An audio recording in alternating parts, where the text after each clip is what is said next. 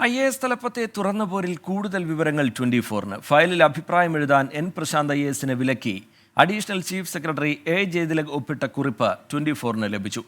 കുറിപ്പിനെതിരെ N Prashant chief സെക്രട്ടറിക്ക് പരാതി നൽകിയിരുന്നു. Additional chief secretary doctor A ജയതിലകിനെ പരസ്യമായി വിമർശിച്ചതിന്റെ പേരിലാണ് എൻ പ്രശാന്തിനെ സർവീസിൽ നിന്ന് സസ്പെൻഡ് ചെയ്തത്. A ജയതിലകിന്റെ തെറ്റായ സമീപനങ്ങളെയാണ് ചൂണ്ടിക്കാണിച്ചതെന്നായിരുന്നു എൻ പ്രശാന്തിന്റെ നിലപാട്. ഉന്നതിയുടെ ചുമതലയിലുണ്ടായിരുന്ന എൻ പ്രശാന്തിന് ഫയലിൽ അഭിപ്രായം രേഖപ്പെടുത്താൻ വിലക്ക് ഏർപ്പെടുത്തിയെന്ന് വ്യക്തമാക്കുന്നതാണ് A ജയതിലകിന്റെ പുറത്തുവന്ന കുറിപ്പ്. തനിക്ക് നേരിട്ട് ഫയൽ സമർപ്പിച്ചാൽ മതിയെന്നും എൻ പ്രശാന്തിന് കൈമാറേണ്ടെന്നും ഉദ്യോഗസ്ഥർക്ക് കുറിപ്പിലൂടെ നിർദ്ദേശം നൽകുന്നുണ്ട്. ഈ വർഷം മാർച്ച് 7-ന് നൽകിയ കുറിപ്പ് മന്ത്രി അറിയാതെയാണെന്നാണ് വിവരം.